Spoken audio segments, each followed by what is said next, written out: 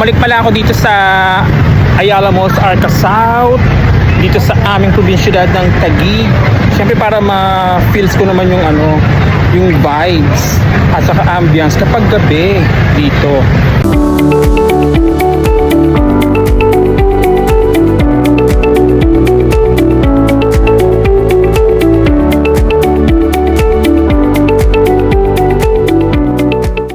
Diba galing na ako kanina ditong umaga. So ngayon bumalik ako.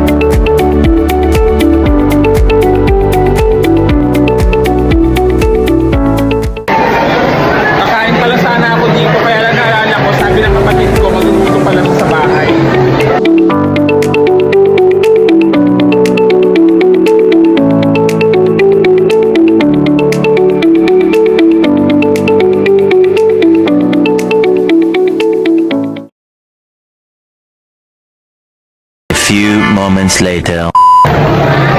Magmamatcha latte sana ako dito sa Starbucks, kaya lang gusto ko ang oras na, gabi na, pauwi na ako.